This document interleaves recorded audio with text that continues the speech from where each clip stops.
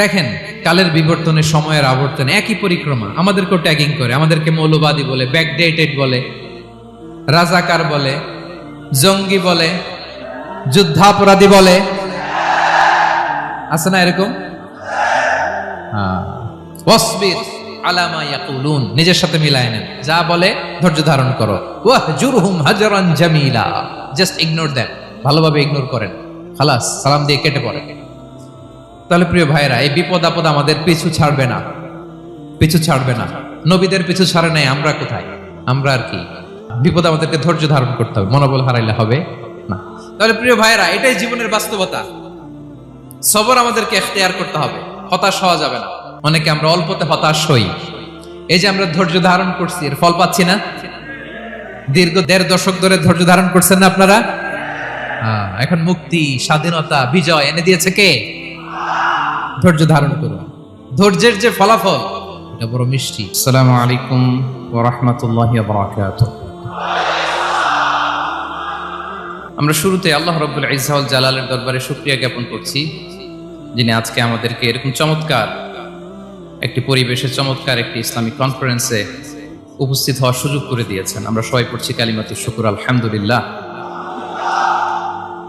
সম্মানিত সুধী, আমরা এই পৃথিবীতে খুব অল্প সময়ের জন্য, একটা ট্রানজিট পিরিয়ড কাটানোর জন্য বেসিকলি আমরা এই পৃথিবীতে এসেছি। আমরা কি চিরকাল এই পৃথিবীতে থাকবো বলেন তো? না, একটা ট্রানজিট পিরিয়ডে আমরা এসেছি, আবার চলে যেতে হবে। এই যে আমাদের জীবন, এই জীবনের জন্য বিপদ আপদ, পরীক্ষা, স্ট্রাগল, এটা অনিবার্য, এটা হবে। বিপদ নাই, কষ্ট নাই, আপদ নাই, অনিশ্চয়তা নাই, স্ট্রাগল নাই, এমনকি কেউ আছে এখানে? কেউ কি হাত তুলে বলতে পারবেন যে হুজুর আমার জীবনে কোনো বিপদ নাই, অথবা আমার জীবনে কোনো দুঃখ নাই, কষ্ট নাই, কোনো স্ট্রাগল নাই, কোনো রিস্ক নাই? এরকম সৌভাগ্যবান কেউ আছেন এখানে? তাহলে জীবনের জন্য পরীক্ষা, এটা অনস্বীকার্য, হবেই হবে পরীক্ষা। পৃথিবীর জীবনটাই এমন, এভাবেই এই লাইফকে ডিজাইন করা হয়েছে। পরীক্ষা থাকবে, এখানে বিপদ থাকবে, এগুলো উত্তীর্ণ হয়ে আপনাকে যেতে হবে। চির সুখ, চির শান্তি, এটাই পৃথিবীতে হয় না। চির সুখ এবং চির শান্তির জায়গা হচ্ছে জান্নাত। চির সুখ এবং চির শান্তি কোথায়? এটা জান্নাতের বৈশিষ্ট্য। চির সুখ, চির শান্তি, টেনশন নাই, ঝামেলা নাই, পরীক্ষা নাই, বিপদ নাই, রিস্ক নাই, স্ট্রাগল নাই, এটা হচ্ছে দ্য ফিচার্স অফ জান্নাত, জান্নাতের ফিচার। কিন্তু সমস্যা বাদে তখন যখন জান্নাতের ফিচার আমরা দুনিয়ায় খুঁজি, যেটা পাবো আমরা জান্নাতে, এটা খুঁজি কোথায়? এই তখনই সমস্যা বাদে। And this is the main problem. এটাই বড় সমস্যা। এই সমস্যার সমাধান কোথায়, এটা নিয়ে আজকে আমি কিছু কথা অ্যাড্রেস করবো ইনশাআল্লাহ। তো তাহলে আসুন শুনি জান্নাতের ফিচার কি। জান্নাতের কমন একটা ফিচার হচ্ছে জান্নাতে there will be no sickness in paradise. জান্নাতে কোনো অসুস্থতা থাকবে না, চিরসুস্থ। সুবহানাল্লাহ পড়েন। চিরসুস্থ, চির সবল, কেউ অসুস্থ হবে না জান্নাতে। জান্নাত হবে অ্যান্টি এইজিং, জান্নাতে বয়স বাড়বে না কারো, চির যৌবনা, চির যুবক, অ্যান্টি এজিং। আপনারা জানেন যে বর্তমান পৃথিবীতে অ্যান্টি এজিং ক্রিম পাওয়া যায় না? ক্রিম, কথা বুঝতেছেন? অ্যান্টি এজিং ক্রিম পাওয়া যায়। তারা বলে এই ক্রিম মাখলে চামড়ায় ভাঁজ পড়ে না। এটার দাম আছে কিন্তু অনেক। অ্যান্টি এজিং ক্রিম লাগায়, শ্যাম্পু ইউজ করে, অ্যান্টি এজিং অয়েল আছে, এটা দিলে নাকি চামড়ায় ভাঁজ পড়ে না। ইভেন ভারতের অনেক বড় একজন ব্যবসায়ী মুকেশ আম্বানি, নাম শুনছেন না? যে তার ছেলের বিয়ে হয়ে গেল, তো এই মুকেশ আম্বানির স্ত্রী নীতা আম্বানি, সে কিছুদিন আগে 1 বটল গোল্ড ওয়াটার খেয়েছে, gold water, and it's cost $60,000। $60,000 দাম 1 বোতল গোল্ড ওয়াটারের। কেন? ফর অ্যান্টি এজিং, যাতে বয়সের ছাপ গালে না থাকে। এখন বলেন, এভাবে কি আমাদের বয়সকে ধরে রাখা সম্ভব এই পৃথিবীতে? সম্ভব না, কারণ এই ফিচারটা দুনিয়ার ফিচার না, এটা জান্নাতের ফিচার। সুবহানাল্লাহ পড়েন। তাহলে জান্নাতে কেউ অসুস্থ হবে না, জান্নাত হবে চির যৌবন, চির যৌবনা। ওখানে আমরা যুবক থাকবো, প্রত্যেকে 33 বছরের যুবক যুবতী হয়ে জান্নাতে ঢুকবো। বিষ্ণু ইসলাম বলেন, আহলুল জান্নাতি জুরদা ওয়া মুরদা ওয়া আবনাউ সালাসিন ওয়া সালাসিন, জান্নাতে যারা যাবে শুভ্র দাড়িবিহীন, প্রত্যেকে হবে 33 বছর বয়সের। ওই যে 33 বছর বয়সে একবার ঢুকলেন আর বয়স বাড়বে না, ওইটাই চিরকাল ওই বয়স পাবেন। জান্নাতের আরেকটা ফিচার হচ্ছে নো ফ্রাস্ট্রেশন, কোনো চিন্তা নাই, দুশ্চিন্তা নাই, হাইপার টেনশন নাই, সজীব প্রাণবন্ত। সুবহানাল্লাহ। জান্নাতের আরেকটা ফিচার হচ্ছে there is no expiry date in জান্নাত। এক্সপায়ারি ডেট আছে? জান্নাতে যে ঢুকবো 7 দিনের জন্য চেক ইন, নাকি চেক ইন কয় দিনের জন্য? 7 দিন 10 দিন পরে চেক আউট করে ফেলবে এরকম? নো এক্সপায়ারি ডেট, আজীবন। একবার এন্ট্রি পেলে বের হওয়ার টেনশন নাই। আল্লাহু আকবার। তাহলে no expiry date, rather it's eternal, আজীবন থাকবেন, খালিদিনা ফিহা, চিরকাল থাকবেন। এবং জান্নাতের সবচাইতে গুরুত্বপূর্ণ ফিচার হচ্ছে there will be no death in জান্নাত। জান্নাতে আপনার আর মৃত্যু হবে না, মৃত্যুর বিদায় হবে। তার মানে আপনি অমর হবেন। তাহলে আপনি চির সুস্থ, চির সবল হবেন জান্নাতে, চির যুবক থাকবেন, প্রাণবন্ত থাকবেন, আপনি অমর হবেন, আপনি জান্নাতে মরবেন না। জান্নাতীরা যখন জান্নাতে যাবে, ফেরেশতারা ডেকে বলবে, ইয়া আহলাল জান্নাতি ইন্না লাকুম আন তাসিহু ফালা তাসকামু আবাদা। জান্নাতীরা চিরকাল সুস্থ থাকবা, অসুস্থ হবা না। ইন্না লাকুম আন তাশিব্বু ফালা তাহরামু আবাদা, তোমরা শাবাব থাকবা, বুড়া হবা না। ওয়া ইন্না লাকুম আন তাহইয়াউ ফালা তামুতু আবাদা, চিরকাল বেঁচে থাকবা, মরবা না। এবং সেদিন জান্নাতে মৃত্যু দেয়া হবে, মৃত্যু দেয়া হবে। ইউতাল মাউতু বিকাবশিন আমলাহ, একটা ছাগলের আকৃতিতে মৃত্যুকে আনা হবে। ফায়ুযবাহুল মাউত, মৃত্যুকে জবাই দেয়া হবে। এবার জান্নাতীরা তাকিয়ে থাকবে, ফেরেশতারা বলবে, ইয়া আহলাল জান্নাতি খুলুদুন ফালা মাউত, হে জান্নাতীরা চিরকাল এই জান্নাতে থাকবে। তাহলে জান্নাতের ফিচার পাইছেন। এখন কোন বোকা যদি এই ফিচার দুনিয়ায় খোঁজে, পাবে না। কারণ দুনিয়ার ফিচার আলাদা। দুনিয়ার ফিচার কি?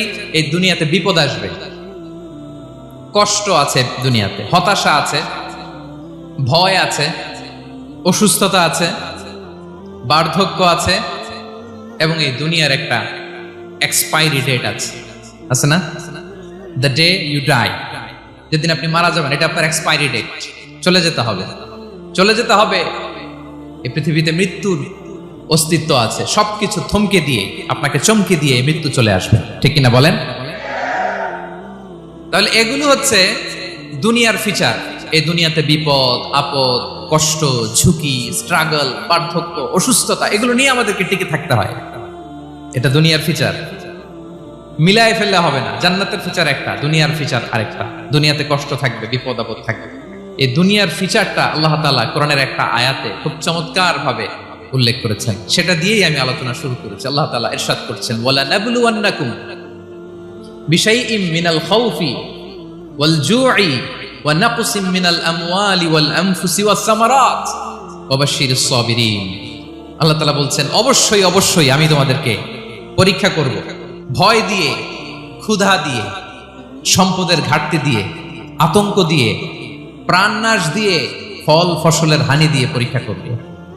কিন্তু এই পরীক্ষায় যারা উত্তীর্ণ হবে, যারা সবর ইখতিয়ার করবে, ওয়াবাশশিরিস সাবিরিন, ধৈর্যশীলদের জন্যই হচ্ছে সুসংবাদ। আলহামদুলিল্লাহ পড়ে। তাহলে সম্মানিত সুধী, আমরা বুঝতে পারলাম এই পৃথিবীর ফিচার হচ্ছে এখানে বিপদ থাকবে, বিপদ ছাড়া কেউ থাকবে না। স্ট্রাগল থাকবে, কষ্ট থাকবে, ঝুঁকি থাকবে, রিস্ক থাকবে, এবং নানা ধরনের বিপদ আপদ দিয়ে আল্লাহ তাআলা আমাদেরকে পরীক্ষা করবেন। এটা মাস্ট, এটা আমাদের মাইন্ডসেটে নিয়ে নিতে হবে। মাইন্ডসেটে এটা ক্লিয়ার থাকতে হবে। চিরসুখ চিরশান্তি এই দুনিয়াতে মিলবে। কোথায় মিলবে তাহলে এটা? তাহলে বিপদ আসবেই, আপদ আসবেই, পরীক্ষা থাকবেই আমাদের জীবনে। তবে ইন্টারেস্টিংলি মজার বিষয় হচ্ছে পরীক্ষাটা এক একজনের এক এক রকম। পুরো পৃথিবীটা একটা পরীক্ষা ক্ষেত্র, কিন্তু কারো প্রশ্নপত্রের সাথে কারো প্রশ্নপত্রের কোনো মিল নাই। সুবহানাল্লাহ। আমার পরীক্ষা একরকম, আপনার পরীক্ষা আরেক রকম, ওই ভাইয়ের পরীক্ষা আরেক রকম, ওনারটা আরেক রকম। সবাই পরীক্ষার্থী, কিন্তু কারো প্রশ্নপত্রের সাথে কারো প্রশ্নপত্রের কোনো মিল নাই। কারোর জন্য পরীক্ষা হচ্ছে সে খুব অসুস্থ, প্রচন্ড অসুস্থতা, তার জন্য পরীক্ষা। ক্যান্সারের রোগী, দুরারোগ্য ব্যাধি, ডক্টর বলছে 4th স্টেজে চলে আসছে, কয়েক মাস বাঁচতে পারে, এটা তার জন্য পরীক্ষা। আবার কারো দেখবেন যে খুব একটা অসুস্থতা নাই, অসুস্থতার ঝামেলা নাই, কিন্তু তার দারিদ্রতা আছে, তার আর্থিক অনটন, এটা তার জন্য পরীক্ষা। আবার কারো দেখবেন অসুস্থতাও নাই, দারিদ্রতাও নাই, তার দাম্পত্য জীবনের সমস্যা আছে না নাই? অনেকের দেখবেন এগুলো কোনোটাই সমস্যা না, তার ছেলে কথা শোনে না, মাদকাসক্ত। আহা, মাদকাসক্ত, রিহ্যাবে পাঠায়, আবার আসে, আবার গাঁজা খাওয়া শুরু করে, আছে না নাই বলেন? দেখেন তার পরীক্ষাটা আবার আলাদা। অনেকের দেখবেন মেয়ে বাবার কথা শোনে না। আবার অনেকের দেখবেন যে ব্যবসায় সমস্যা, লসের পর লস, লাভ উঠাতে পারে না। তাহলে পরীক্ষা ছাড়া, বিপদ আপদ ছাড়াই দুনিয়াতে কেউ নাই, কেউ নাই প্রিয় ভাইরা। এটা আমাদের মাথায় রাখতে হবে। পরীক্ষা আপনাকে দিতেই হবে, পরীক্ষা দিয়ে দিয়েই নিজেকে প্রমাণ করতে হবে। আর এক একজনের পরীক্ষাটা এক এক রকম, কারো পরীক্ষার সাথে কারো পরীক্ষার কোনো মিল থাকবে না। তো মাঝে মাঝে আমরা এটা ভুলে যাই। আল্লাহ তাআলা কালামে পাকে রিমাইন্ডার দিয়ে আমাদেরকে স্মরণ করিয়ে দিতে চান যে এই পৃথিবীতে আসলে তোমরা এসেছো পরীক্ষা দিতে। এটাই জীবনের বড় বাস্তবতা। আমাদের জীবনে যত হতাশা, আমাদের জীবন নিয়ে যত অভিযোগ, আমাদের মনে যত কষ্ট, আমাদের হৃদয়ের ভেতরে যত অস্থিরতা, তার মূলে হচ্ছে এই সমস্যা যে আমরা ভুলেই গেছি আমরা পরীক্ষা দিতে আসছি। এটা যদি ভুলে না যান, এটা যদি আপনার মাইন্ডসেটে থাকে যে পুরো জীবনটা একটা পরীক্ষা, তাহলে দেখবেন কোনো কিছু আপনাকে কাবু করতে পারবে না। আপনি হতাশ হবেন না, জীবন নিয়ে আর অভিযোগ থাকবে না, আপনি ভেঙে পড়বেন না, সব অভিযোগ হতাশা দূর হয়ে যাবে। তার মানে বুঝতে পারলাম পরীক্ষা আপনাকে দিতেই হবে। পরীক্ষা দেয়া ছাড়া এই পৃথিবী থেকে চলে যাওয়ার কোনো চান্স বা সুযোগ আমাদের কারো নেই। সূরাতুল আনকাবুতে আল্লাহ তাআলা এই কথাটা আরো চমৎকার ভাবে বলেছেন। আল্লাহ তাআলা ইরশাদ করছেন, আহাসিবান নাসু আইয়ুতরাকু আইয়াকুলু আমান্না ওয়া হুম লা ইফতানুন ওয়ালাকাদ ফাতান্নাল্লাযীনা মিন ক্বাবলিহিম ফালা ইয়া'লামান্নাল্লাহুল্লাযীনা সাদাকু ওয়া লা ইয়া'লামান্নাল কাযিবিন।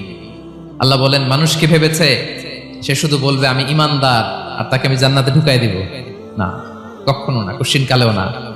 বরং পূর্ববর্তীকালে যারা পৃথিবীতে এসেছিল তাদেরকে আমি পরীক্ষায় নিয়েছি, পরীক্ষা করেছি, এবং তাকেও ঈমানের প্রশ্নে সে সত্যবাদী না মিথ্যাবাদী পরীক্ষা দিয়ে দিয়ে নিজেকে প্রমাণ করতে হবে। ঠিক কিনা বলেন? পরীক্ষা দিয়ে আপনাকে প্রমাণ করতে হবে।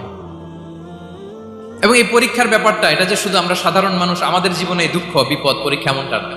এই পৃথিবীর সবচাইতে শ্রেষ্ঠ মানুষ যারা ছিলেন তাদেরকে আল্লাহ পরীক্ষা নিয়েছেন। বলেন তো এই পৃথিবীতে সবচাইতে শ্রেষ্ঠতম মানুষ কারা? সবচাইতে শ্রেষ্ঠ ভালো মানুষ কারা ছিল পৃথিবীতে? বলেন তো নবীরা। আওয়াজ করে বলেন তো কারা?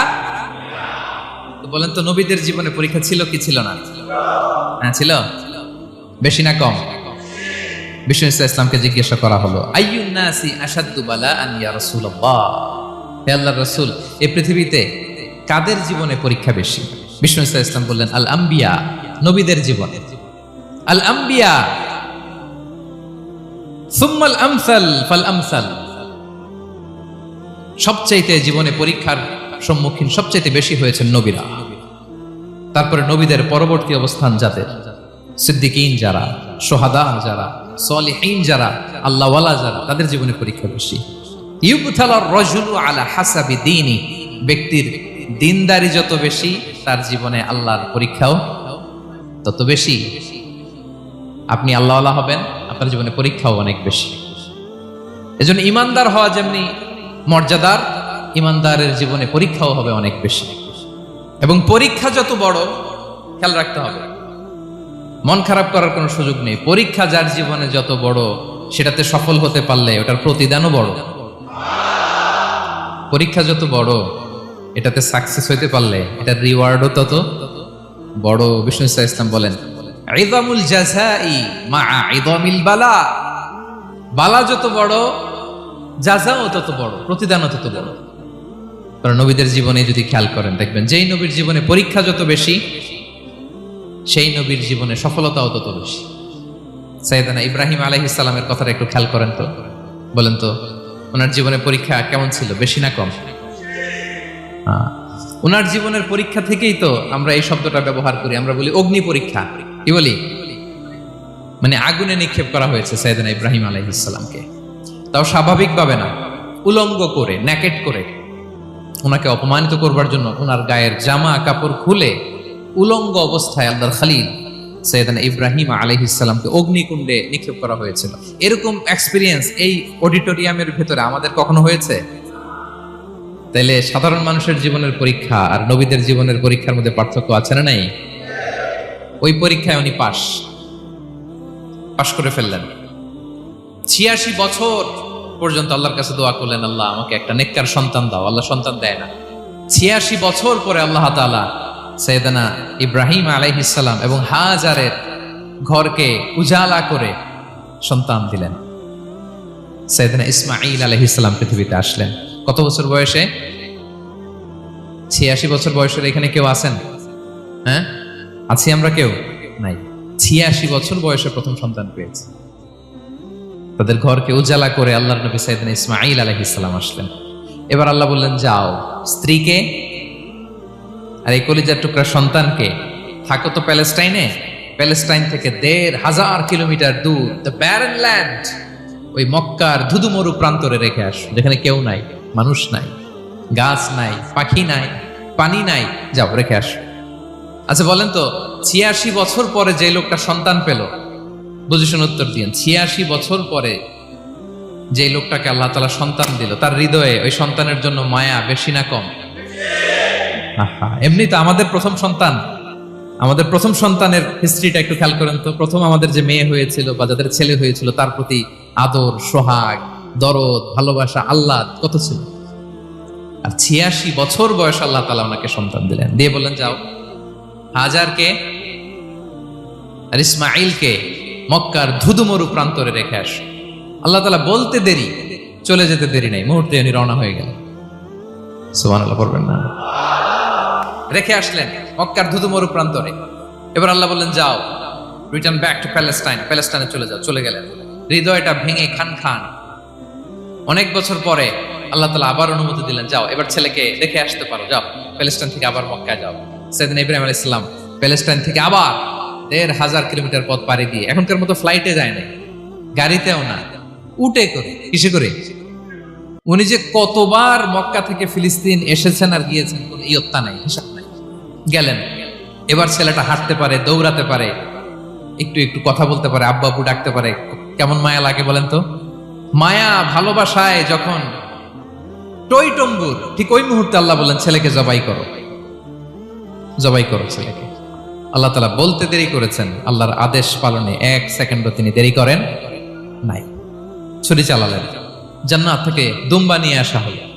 এভাবে আল্লাহর নবী ইব্রাহিম আলাইহিস সালাম ওনার জীবনের প্রতিটি ক্ষেত্রে যেখানে আল্লাহ তাআলা ওনাকে পরীক্ষা নিয়েছেন, উত্তীর্ণ হয়েছেন। এবং দেখেন ওনাকে আল্লাহ তাআলা কি উপহার দিলেন। আল্লাহ তাআলা ওনাকে খলিলুল্লাহ উপাধি দিলেন, আল্লাহর বন্ধু। সুবহানাল্লাহ বলেন। আল্লাহ তাআলা বলছেন, ওয়া ইযিবতালা ইব্রাহিম রাব্বুহু বিকালিমাতিন ফাআতাম্মাহুন ক্বালা ইন্নী জাঈলুকা লিন-নাসি ইমামা। আল্লাহ অনেকগুলো পরীক্ষা নিয়েছিলেন সাইয়েদনা ইব্রাহিম আলাইহিস সালাম, প্রতিটা পরীক্ষায় সাকসেসফুলি পাস করেছেন, গোল্ডেন এ প্লাস। আল্লাহ বলেন, ইন্নী জাঈলুকা লিন-নাসি ইমামা, I'm gonna make you the leader for the entire human being. I'm gonna appoint you as a leader for the entire universe. গোটা বিশ্বের জন্য, গোটা মানবতার জন্য আমি তোমাকে লিডার বানায় দিলাম। ইযামুল জাযাই মা'a ইযামিল বালা। পরীক্ষা যত বড়, ওই পরীক্ষায় পাশ করলে ওইটার ফলাফল, প্রতিদানও বড়। তাহলে দেখেন প্রিয় ভাইরা, সাইয়েদনা ইব্রাহিম আলাইহিস সালামের জীবনে পরীক্ষার কোনো শেষ ছিল না। আমি আপনি কোথায়?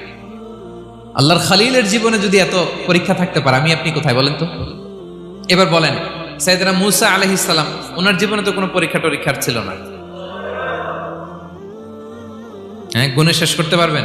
জন্মটাই তো হয়েছে পরীক্ষার মধ্য দিয়ে। মিশরের ছেলে সন্তান হইলেই ফেরাউন বলছে জবাই করো। ওনার মা এরকম সিন্ধুকে করে ভাসায় দিলেন নীল নদীতে। আল্লাহু আকবার! কি একটা রোমাঞ্চকর পরিস্থিতির মধ্য দিয়ে আল্লাহ তাআলা ওনাকে বাঁচালেন। সুবহানাল্লাহ। জন্মই হয়েছে পরীক্ষার মধ্যে দিয়ে। বড় হইলেন, ফেরাউনের ভয়ে দেশ ত্যাগ করলেন, মিশর থেকে মাদিয়ান। আবার আল্লাহর আদেশে যখন ফিরে আসলেন, আবার ফেরাউনের সাথে তর্ক বিতর্ক, যুদ্ধ। একটা রাত আল্লাহ নবী মুসা আলাইহিস সালাম শান্তি মতো মিশরে ঘুমাতে পারে নাই একটা রাত। শেষ পর্যন্ত এই ফেরাউন মুসা আলাইহিস সালামকে ধাওয়া করেছে, ফেরাউনের ধ্বংসের আগ পর্যন্ত সে মুসা আলাইহিস সালামকে ধাওয়া করেছে। তার মানে মুসা আলাইহিস সালাম এই বিপদ আপদ পরীক্ষা এগুলো থেকে মুক্তি পান নাই। এবার বলেন ঈসা আলাইহিস সালামের কথা, ওনার জীবনে তার পরীক্ষা ছিল না? কি পরীক্ষা ছিল? হ্যাঁ, আল্লাহু আকবার। Same scenario goes to the biography of every messenger in the world. পৃথিবীর সব নবীর ক্ষেত্রে একই ঘটনা ঘটেছে। সাইয়েদনা ঈসা আলাইহিস সালাম দাওয়াত যখন দিলেন, ওনার বিরোধিতা শুরু হলো, ওনাকে হত্যার ষড়যন্ত্র হলো, ইভেন কি ওনাকে মারার জন্য বনি ইসরাইলেরা উদ্ধত হলো, জানে বাঁচবার জন্য পালালেন, এক ঘরে ঢুকলেন, চারদিক দিয়ে ঘেরাও করলো, উনি দরজা জানালা লাগাই দিলেন। ওরা বললো একজন দরজা ভেঙে জানালা ভেঙে ভিতরে ঢুকে দেখো বেটা ঈসা কি করে। একজন ভিতরে ঢুকছে, ঢুকার সাথে সাথে বল রাফাআহুল্লাহু ইলাইহি, আল্লাহ তাআলা ঈসা আলাইহিস সালামকে উপরে উঠায় নিল।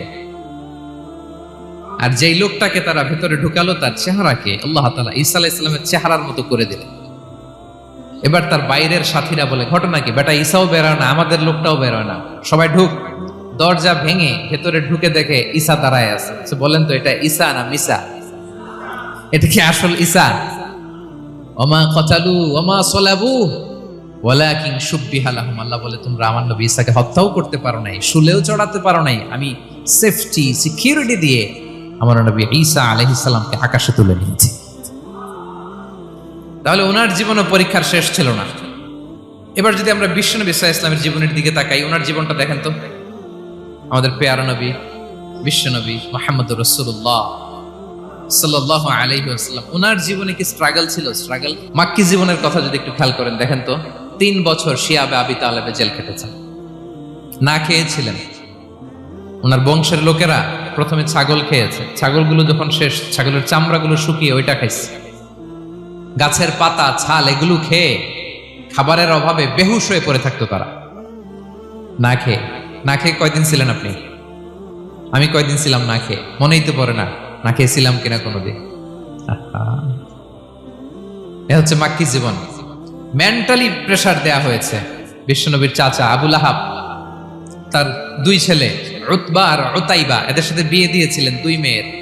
যখন দাওয়াত দেওয়া শুরু করলেন 2 মেয়েকে ডিভোর্স দিয়ে দিল। দেখেন, একটা বাবার জন্য প্রাপ্তবয়স্কা মেয়েকে যখন উঠায় নেওয়ার আগে ডিভোর্স দেয়, তার মানসিক অবস্থাটা কেমন থাকে বলেন? মেন্টালি প্রেসারাইজ করা হয়েছে, ফিজিক্যালি হ্যারাস করা হয়েছে। বিষ্ণু সাল্লাল্লাহু আলাইহি ওয়াসাল্লাম যখন নামাজে দাঁড়াতেন, উটের পচা নারী ভুঁড়ি বিষ্ণুনবীর কাঁধে চাপিয়ে দেওয়া হতো। আপনার জীবনে এরকম ঘটছে কখনো? আপনি নামাজ পড়তেছেন, উটের পচা নারী ভুঁড়ি আপনার কাঁধে চাপিয়ে দেওয়া হয়েছে। কয়দিন হয়েছে এরকম? কয়দিন হয়েছে? হ্যাঁ, তারপরে তো আলহামদুলিল্লাহ বেরোয় না মুখ দিয়ে। কেমন আছেন হুজুর? কয়েন না, বেশি একটা সুবিধার না, তাই না? বেশি একটা একটু মিলাবেন। কতটুকু পরীক্ষা আমরা দিয়েছি। তায়েফে গেলেন বিশ্বনবী, তায়েফে গেছিলেন জমির বায়না দিতে, তাই না? জমি কিনবে তায়েফে। তায়েফবাসীদেরকে জাহান্নামের আগুন থেকে বাঁচাতে গিয়েছিলেন, নিজের জন্য না। সেখানে তায়েফের ছেলেরা পাথর মেরেছে বিষ্ণু ইসলামের গায়ে। এত শুভ্র দেহ ছিল, চেহারা ছিল, বিষ্ণুনবীর গা দিয়ে ঝরঝর করে রক্ত ঝরেছে। ফিজিক্যাল হ্যারাসমেন্টের শিকার হয়েছেন বিষ্ণু ইসলাম। যখন যেদিন বিষ্ণু ইসলামকে হত্যার ষড়যন্ত্র করা হলো, আল্লাহ তাআলার আদেশে তিনি মক্কা থেকে মদিনায় হিজরত করলেন। মদিনাতে যেও একটা রাত, 7ম হিজরির আগ পর্যন্ত শান্তিতে ঘুমাতে পারেন নাই। 3 দিকে 3 ইহুদি বসতি, বনু কাইনুকা, বনু নদীর, বনু কুরাইজা। আহা, খাওয়ার মধ্যে বিষ মিশিয়ে দেয়া হয়েছিল বিষ্ণু ইসলামের। বাজুর, খাসির বাজুর রান পছন্দ করতেন। এক ইহুদি মহিলা বিষ্ণু ইসলামের ওই রানের মধ্যে বিষ মিশিয়ে দিয়েছিল। ওই বিষের যন্ত্রণায় মৃত্যুর আগ পর্যন্ত বিষ্ণুনবী কাতরাতেন, এবং উনি ইন্তেকালের সময় ওই বিষের ব্যথা যন্ত্রণাতে ইন্তেকাল করেছেন। বিষ্ণুনবীর ইন্তেকালটা শাহাদাতের ইন্তেকাল ছিল। বিষ্ণু ইসলাম বলেছেন, ওই যে খায়বার এলাকার ওই মহিলা যে আমার খাবারে বিষ মিশিয়েছিল, সেই বিষের যন্ত্রণা, বেদনা, কষ্ট আমি অনুভব করছি। খেয়ে না খেয়ে দিন প্রচারের কাজে নিজেকে দিয়েছ বিলিয়ে, তায়েফের কাফিরেরা চিনল না সে আলো, দুষ্ট ছেলেদের পিছু দিল লেলিয়ে, পাথরের আঘাতে ক্ষত বিক্ষত হয়ে সারা শরীর থেকে রক্ত ঝরে। হে রাসূল তোমাকে ভুলি আমি কেমন করে, হে রাসূল তোমাকে ভুলি আমি কেমন করে। হাজার ব্যথা বেদনার পরে ফিরে আসনি তুমি আপন ঘরে, দিনের আলো তুমি ছড়িয়ে দিতে চলে গেলে মদিনায় মক্কা ছেড়ে। হে রাসূল তোমাকে ভুলি আমি কেমন করে, হে রাসূল তোমাকে ভুলি আমি কেমন করে। ঠিক কিনা বলেন? একটা রাত শান্তির ঘুম তিনি দিতে পারেন নাই। প্রিয় ভাইয়েরা, তাহলে আমরা কি বুঝলাম? বিশ্বনবীর জীবনও পরীক্ষা ছিল কি ছিল না? আমাদের উপায় আছে? আমরা বাঁচতে পারবো এই বিপদ আপদ পরীক্ষা ঝঞ্ঝাল থেকে? বাঁচতে চাইলেও বাঁচতে পারবো? পারবো। ইমাম মালিক আলাইহি রাহমা নাম শুনেছেন? ইমাম মালিক, ওনার জ্ঞান থেকে লাখো লাখো মানুষ উপকৃত হয়েছে, কোটি কোটি মানুষ উপকৃত হয়েছে। মদিনার রাস্তায় রশি দিয়ে ওনাকে টেনে হিচড়ে এক এলাকা থেকে আরেক এলাকায় নিত জালেম বাদশারা। ইমাম মালিক আলাইহি রাহমা। ইমাম আহমদ ইবনে হাম্বল, ওনাকে বেত্রাঘাত করা হতো, চাবুক দিয়ে পেটানো হতো। আল ইমাম আল আযম আবু হানিফা আলাইহি রাহমা, ওনাকে কারাবন্দী করা হয়েছিল। তার মানে দেখেন, যত বড় বড় স্কলার, যত বড় বড় মাশায়েখ, এমনকি আম্বিয়া আলাইহিস সালাম, ওনারাও পরীক্ষা বিপদ আপদ থেকে রেহাই পান। পাইছে? তাহলে আপনি আর আমি পাবো? বলেন তো। তাহলে এটা আমাদের ব্রেইনে গেঁথে নিতে হবে যে জীবন মানেই এখানে বিপদ থাকবে, পরীক্ষা থাকবে, স্ট্রাগল করে করে আমাকে আগাতে হবে। কেউ আমার জন্য রেড কার্পেট বিছিয়ে রাখবে না। এই জীবনটা বড় জটিল। This is life, how it's design. এভাবেই পৃথিবীকে ডিজাইন করা হয়েছে। এখানে বিপদ আছে, কষ্ট আছে। এই পরীক্ষা দিয়ে দিয়ে আপনাকে উত্তীর্ণ হতে হবে। বুঝতে পেরেছেন প্রিয় ভাইরা? নাও দ্য কোশ্চেন অ্যারাইজ, এখন প্রশ্ন হচ্ছে, কেন আল্লাহ এই পরীক্ষা নেন? কেন? আল্লাহ তাআলা সূরা মুলকে বলেছেন এই পৃথিবী সাজানোর, এই জীবন মৃত্যুর এই খেলা, এর উদ্দেশ্যটাকে আল্লাহ তাআলা স্পষ্ট করে বলেছেন। আল্লাযী খালাকাল মাউতা ওয়াল হায়াতা লিয়াবলুয়াকুম আইয়ুকুম আহসানু আমালা। জীবন মৃত্যু দিয়ে তোমাদের জীবনকে সাজানো হয়েছে এজন্য, যাতে করে তিনি তোমাদের পরীক্ষা করতে পারেন। কি করতে পারেন? তোমাদের মধ্যে কে সৎকর্মে অগ্রগামী, কে কাজে ভালো, আমলে ভালো, এটা দেখার জন্য। বেসিকলি আল্লাহর দেখার প্রয়োজন নাই, আমাদেরকে দেখানোর জন্য এই পরীক্ষার আয়োজন। আমি ভালো করবো না খারাপ করবো এটা আল্লাহ জানে না? ওনার পরীক্ষা করা লাগে কেন? কথা বলেন। আমি জান্নাতি না জাহান্নামী এটা আল্লাহ জানেন না? বেসিকলি আমাদেরকে জানানোর জন্য এই পরীক্ষার আয়োজন। কাদেরকে জানানোর জন্য? মানে তুমি জেনে যাও তুমি জান্নাতি না জাহান্নামী। আমি ভালো করেই জানি। একটা ছোট্ট উদাহরণ দিলে বুঝতে পারবেন প্রিয় ভাইয়েরা। ধরেন আল্লাহ তাআলা দুইজনকে সৃষ্টি করলেন। উদাহরণস্বরূপ একজনের নাম আব্দুল্লাহ, আরেকজনের নাম আব্দুর রহমান। সৃষ্টির পরে আব্দুল্লাহকে বললেন, আব্দুল্লাহ আমি জানি তুমি পৃথিবীতে 50 বছর হায়াত পাইতা, খুব ভালো কাজ করতে, তুমি দুনিয়াতে অনেক ভালো কাজ করতে, এটা আমি আগেই জানি, আমার অসীম জ্ঞান বলে আমি আগে থেকেই জানি। তো যাও, তোমার এইমাত্র সৃষ্টি করলাম, যাও তুমি জান্নাতে ঢুকে যাও, কারণ আমি জানি তুমি জান্নাতি হবে। আচ্ছা, আর আব্দুর রহমান তুমি পৃথিবীতে খুব খারাপ কাজ করতে, এটা আমি জানতাম, তোমারে পাঠাইলে খারাপ কাজ করবা, তুমি সীমা লঙ্ঘন করবা, অন্যায় করবা, অপরাধ করবা, তুমি জাহান্নামী হবা, যাও। যেহেতু আমি জানি পরীক্ষার আর দরকার নেই, তোমারে জাহান্নাম দিয়ে দিলাম, যাও ঢুকে যাও। আব্দুল্লাহ ঠিকই জান্নাতে ঢুকে যাবে, আব্দুর রহমান কি ঢুকবে? ঢুকবে। সে বলবে, আল্লাহ এইমাত্র আমারে বানাইলেন, এইমাত্র আপনি আমাকে সৃষ্টি করলেন, সৃষ্টি করেই বলতেছেন তুমি জাহান্নামে যাও, আর বলতেছেন আমি জানি দুনিয়াতে পাঠালে তুমি খারাপ কাজ করবা, তুমি জাহান্নামী হবা, পাঠানোর আর কি দরকার, আগে থেকে জাহান্নামে যাও। আল্লাহ আপনি জানলে জানতে পারেন, আমি তো জানি না। ঠিক কিনা বলেন? সে বলবে, না আল্লাহ আপনি ভুল বলতেছেন, এই দুনিয়াতে পাঠাইলে আমি খুব ভালো কাজ করতাম, আমি সীমা লঙ্ঘন করতাম না, নামাজ পড়তাম, রোজা রাখতাম, হজ করতাম, যাকাত দিতাম, সাদাকা করতাম, চ্যারিটি করতাম, জনকল্যাণকর সব ভালো কাজগুলো আল্লাহ আমি করতাম। এজন্য আল্লাহ তাআলা পরীক্ষার আয়োজন করেছেন, যাতে করে তুমি জেনে যাও যে পৃথিবীতে তুমি কি করেছো। এখন আর আল্লাহকে এক্সকিউজ দেওয়ার সুযোগ নেই। আচ্ছা বলেন তো, আবু জাহেলকে যদি আল্লাহ এখন কিয়ামতের দিন বলে, Abu Jahl go to the hell fire, Abu জাহেলের কিছু বলার সুযোগ আছে? কারণ ও দুনিয়াতে কি করে আসছে এটাও জানে না। ফেরাউনকে ডেকে যদি আল্লাহ বলে, ফেরাউন তুমি জাহান্নামে যাও, go to the hell fire, ওর কি কোনো এক্সকিউজ দেওয়ার সুযোগ আছে? বলেন, সুযোগ আর আছে? কারণ তুমি দুনিয়াতে কি করেছো তোমার চেয়ে ভালো কেউ আর জানে। তা পৃথিবীতে এই পরীক্ষার এই আয়োজনের সবচাইতে বড় উদ্দেশ্য হচ্ছে যাতে করে আমরা দেখে যাই যে আমরা কি কাজ করছি। কেউ যখন পরীক্ষা দেয় প্রিয় ভাইরা, ওই পরীক্ষায় কত পাবে তার একটা হিসাব আছে না? বলেন, আপনি গণিত পরীক্ষা দিয়ে আসছেন, যে 100-তে 100 পাবে সে বলতে পারে আমার সব অঙ্ক হয়েছে, ঠিক কিনা বলেন? আর যে লাড্ডু গুড্ডু বুঝছেন তো, কিছুই পারে নাই, ঘোড়ার ডিম, তারও একটা হিসাব আছে যে সে কিছুই লিখে আসতে পারে নাই। তাই পৃথিবীতে এই পরীক্ষার আয়োজনের প্রধানতম কারণ হচ্ছে যাতে করে আমরা বুঝে যেতে পারি যে আমরা কোথায় যাব, জান্নাতে না জাহান্নামে। প্রিয় সুধী, এ পর্যায়ে আমরা জানবো এই যে পরীক্ষা আল্লাহ তাআলা নিচ্ছেন আমাদেরকে, এই পরীক্ষায় সফল হওয়ার মূল মন্ত্র কি। কোরআনে বিভিন্ন আয়াতে এই পরীক্ষার কথা বলা হয়েছে এবং এই পরীক্ষার সফলতার মূল মন্ত্রও কোরআনে ঘোষিত হয়েছে। আলহামদুলিল্লাহ বলেন।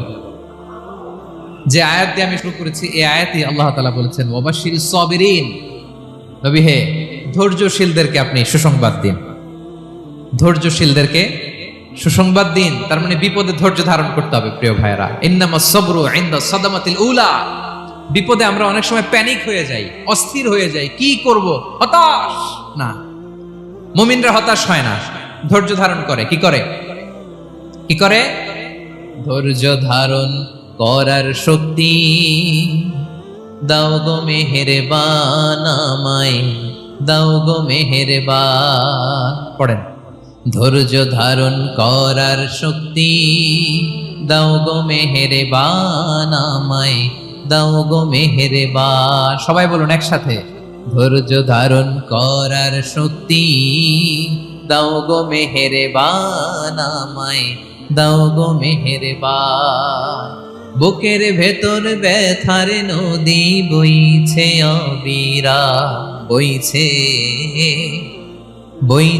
অবিরাম। পড়ুন, ধৈর্য ধারণ করার শক্তি দাও গো মেহেরবান আমায়, দাও গো মেহেরবান। পড়েন আমিন। আল্লাহ যেন বিপদে আমাদেরকে ধৈর্য ধারণ করার তৌফিক দান করে। প্রিয় ভাইয়েরা, ধৈর্য এটা এমন একটা গাছ যে গাছের সারা গায়ে কাটা, কিন্তু এই গাছের ফলটা বড় সুস্বাদু। আই রিপিট, আমি আবারও বলছি, ধৈর্য এটা এমন একটা গাছ যে গাছের সারা গায়ে কাটা, কিন্তু ফলটা বড় মিষ্টি, ফলটা বড় সুস্বাদু। সবাই ধৈর্য ধারণ করতে পারে না। বিষ্ণু ইসলামকে আল্লাহ তাআলা নানা সময় আশ্বস্ত করেছেন, সান্ত্বনা দিয়েছেন, আর ধৈর্যের বাণী শুনিয়েছেন। আল্লাহ বলেন, ফাসবির কামা সবারা উলুল আজমি মিনার রাসূল, নবী হে আপনার আগে দৃঢ় প্রত্যয়ী নবীরা যেরকম ধৈর্য ধারণ করেছে আপনিও ধৈর্য ধারণ করুন। সূরাতুল মুজাম্মিল আল্লাহ তাআলা বলছেন, ওয়াসবির আলা মা ইয়াকুলুনা ওয়াহজুরহুম হাজরান জামিলা। ওরা যাই বলুক আপনি ধৈর্য ধারণ করুন, ওদের কথাকে ইগনোর করুন। Just ignore what they are saying to you. যা বলে আপনি জাস্ট ইগনোর করেন। ওরা বিষ্ণু ঈসা ইসলামের মনোবলকে ভেঙে দেওয়ার জন্য কখনো বিষ্ণু ঈসা ইসলামকে কবি বলে গালি দিত। কবি কি বলতো? শায়ের। কখনো বলতো মজনুন, পাগল। নাউজুবিল্লাহ পড়বেন না? পাগল বলে গালি দিত। মাঝে মাঝে বলতো কাহিন, গণক। মাঝে মাঝে বিষ্ণু ঈসা ইসলামকে তারা বলতো আবতার, লেস কাটা। মুহাম্মদ তোমার ছেলে নাই, তোমার বংশ নির্বংশ হয়ে গেছে, তোমার নাম নেয়ার মতো কেউ নাই। কপাল পোড়া। গোটা বিশ্বব্যাপী বিষ্ণু ঈসা ইসলামের সুনাম সুখ্যাতি ছড়িয়ে দিয়েছে কে? আকাশ বাতাস মাড়িয়ে, সাত আকাশ ছাড়িয়ে আল্লাহর আরশ পর্যন্ত আল্লাহ তাআলা বিষ্ণু নবীর সুনাম সুখ্যাতিকে সৌচ্চ করেছেন। ঠিক কিনা বলেন? ইগনোর করুন। আপনাকে কবি বলে, গণক বলে, আপনাকে পাগল বলে, আপনাকে লেস কাটা বলে, জাস্ট ইগনোর দেন। বর্তমান সময়েও নানা ধরনের ট্যাগ আমাদেরকেও দেয় কি দেয় না বলেন? দেয়। আমাদেরকে কি বলে? মৌলবাদী বলে, বলে বলে ওই যে রাজাকার বলে, রাজাকার রাজাকার খেলার দিন শেষ। মন মতো হইলে মুক্তিযোদ্ধা, মন মতো না হইলে রাজাকার, এই দিন শেষ। ওই দিন আর নাই, এই কার্ড দিয়ে আর খেলার দিন নাই। এগুলো মানুষ আর খায় না এখন, এগুলো গিলে না আর। সাধারণ মানুষ বড্ড সচেতন।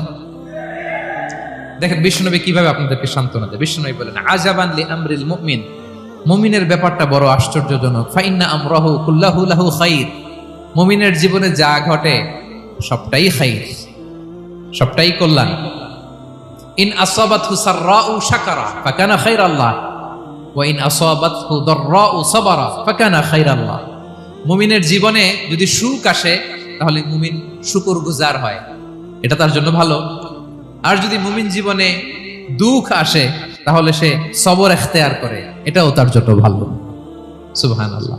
তাহলে দেখেন আমরা হয় সুখে থাকি নয় দুঃখে থাকি, ঠিক কিনা বলেন? তাহলে সুখের সময় আমরা শুকর করি, কি করি? শুকরগুজার হই। শুকরিয়া করাও একটা ইবাদত, শুকরিয়া করাও কি? আর দুঃখের সময় আমরা সবর করি, সবর করাটাও একটা। তাহলে আমাদের পুরো জীবনটাই ইবাদত, পুরো জীবনটাই সুখের সময় শুকর আর দুঃখের সময় সবর।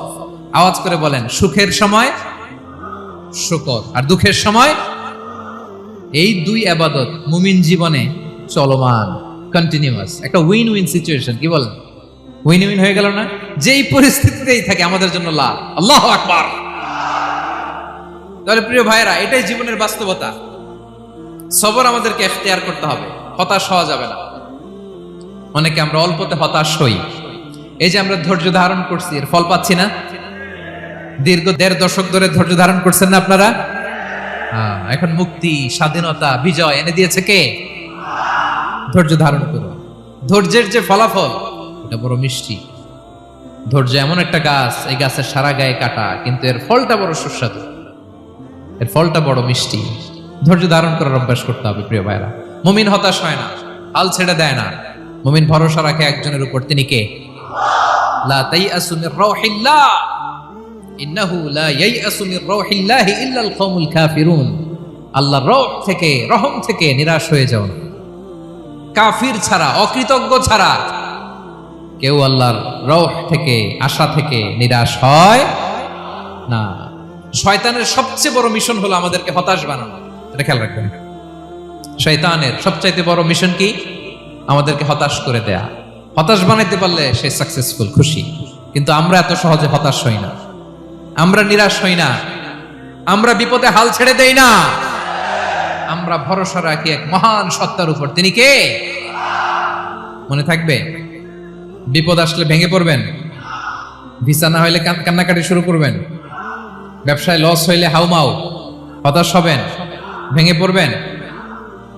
ধৈর্য ধারণ করব আমরা। আওয়াজ করে বলেন, আমরা কি করব? সবর।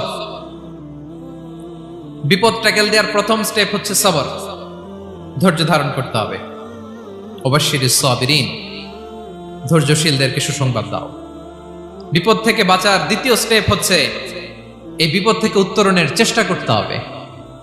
কন্টিনিউয়াস প্রচেষ্টা চালিয়ে যেতে হবে। ওয়াল্লাযীনা জাহাদু ফিনা লানাহদিয়ান্নাহুম সুবুলানা। যারা আমার রাস্তায় চেষ্টা করে, প্রচেষ্টা করে, স্ট্রাগল করে, তাদেরকে আমি পথ দেখিয়ে দেই, সুবুল দেখিয়ে দেই, ওয়ে আউট দেখায় দেই, এক্সিট দেখায় দেই। কোথাও আটকাবেন না আপনি, আপনাকে এক্সিট দেখায় দিবে কে? মালয়েশিয়াতে কেলুয়ার বলে না? কেলুয়ার কি বলে চিনেন? কেলুয়ার মানে কি? এক্সিট। এক্সিট পেয়ে যাবেন, আটকাবেন না আপনি জীবনে কোথাও। 3 নাম্বার, আল্লাহর উপর তাওয়াক্কুল করতে হবে বিপদ আসলে। ওমাইয়া তাওয়াক্কাল আলাল্লাহি ফাহুয়া হাসবুহ। আল্লাহর উপর যে তাওয়াক্কুল করে, আল্লাহই তার জন্য যথেষ্ট হয়ে যায়। তাহলে বিপদে প্রিয় ভাইরা আমরা প্যানিক হব না, ধৈর্য ধারণ করব, বিপদ থেকে উত্তরণের সর্বোচ্চ প্রচেষ্টা চালিয়ে যাব, আর ভরসা রাখবো একজনের উপর, তিনি কে? আর বিপদ আসলে এটাকে নেগেটিভলি নেবেন না সবসময়। বিপদ আপদ এটা অনেক পজিটিভ, ভালো জিনিস আমাদের জীবনে বয়ে নিয়ে আসে। শাইখুল ইসলাম ইবনু তাইমিয়া আলাইহি রাহমা, উনি বলতেন, খুব দামি কথা, খুব হেভি ওয়েট কথা, মনোযোগ দিয়ে শুনুন। তিনি বলতেন, যে নেয়ামত তোমাকে আল্লাহ থেকে দূরে সরায়, ওই নেয়ামতের চেয়ে বিপদ ভালো, যে বিপদ তোমাকে আল্লাহর দিকে ধাবিত করে। আই রিপিট, আমি আবারও বলি, যে নাজ নেয়ামত তোমাকে আল্লাহ থেকে দূরে সরিয়ে দেয়, সে নাজ নেয়ামতের চেয়ে ওই বিপদ আপদ ভালো, যেই বিপদ আপদ তোমাকে আল্লাহর কাছে টেনে নেয়। তাহলে বিপদ আপদ আসলে আপনি হতাশ হবেন? আর কখনো দুঃখ করবেন? মোয়ারের ভাইয়েরা, আর মন খারাপ করবেন? আপনি খেয়াল করে দেখেন, বিপদ আসলে আমরা আল্লাহরে ডাকি বেশি। যখন অসুস্থ আপনি খেয়াল করেন তো, আল্লাহ আল্লাহ তুমি ছাড়া বাঁচানোর কেউ নাই, আল্লাহ আল্লাহ তুমি হেফাজত করো, আল্লাহ তুমি সুস্থ করে দাও। যখন লাইফ থ্রেট, দেখেন আপনি গুম হয়ে যেতে পারেন, আপনার কারাবন্দি করতে পারে, এরকম একটা বিপদের মধ্যে আছেন, তখন খেয়াল করেন তো আল্লাহর সাথে আপনার কানেক্টিভিটি, রিলেশনশিপটা কতটা ডেভেলপ হয়। কারণ বিপদে পড়লে আমরা আল্লাহরে ডাকি বেশি। তাহলে বিপদ আপদেরও কিছু পজিটিভ সাইড বা দিক আমাদের জীবনে আছে না নাই? অনেক পজিটিভ দিক আছে, কয়েকটা শেয়ার করি। এক নাম্বার পজিটিভ সাইড তো বললাম, ইমাম ইবনে তাইমিয়া যেটা বললেন। এরপরে হচ্ছে মাঝে মাঝে আল্লাহ তাআলা আমাদের মর্যাদাকে আপগ্রেড করতে চায়, এলিভেট করতে চায়। আপনি ধরেন কোন একটা এয়ারলাইন্সের রেগুলার প্যাসেঞ্জার টিকিট কাটেন, মাঝে মাঝে হঠাৎ করে দেখবেন কাউন্টারে গেলে তারা বলে you are upgraded to business class, অথবা you are upgraded to first class. যেহেতু রেগুলার প্যাসেঞ্জার, অনেক মাইলস জমা হয়েছে, আপগ্রেড করে দেয়। আল্লাহ তাআলা মাঝে মাঝে চায় তিনি আমাদের মর্যাদাকে, র্যাঙ্ক, এটাকে আপগ্রেড করবেন, কিন্তু আমার যে আমল আখলাকের অবস্থা, ওইটা দিয়ে ওই আপগ্রেড র্যাঙ্কে যাওয়ার সুযোগ নাই। বুঝতেছেন কথা? আল্লাহ চায় আমার লেভেল একটু আপ করতে, কিন্তু আমার আমলের যে অবস্থা, এতে আমি ওখানে যাই না। তখন আল্লাহ কিছু বিপদ আপদ দিয়ে, পরীক্ষা দিয়ে বান্দাকে টেস্ট করে। ওই পরীক্ষায় যদি উত্তীর্ণ হন, সাথে সাথে আল্লাহ তাআলা আপনার লেভেল বা র্যাঙ্ক আপগ্রেড করে দেয়। সুবহানাল্লাহ পড়বেন না? তাহলে লাভ না লস? আওয়াজ করে বলেন, লাভ না লস? মুমিন জীবনের সব লাভ।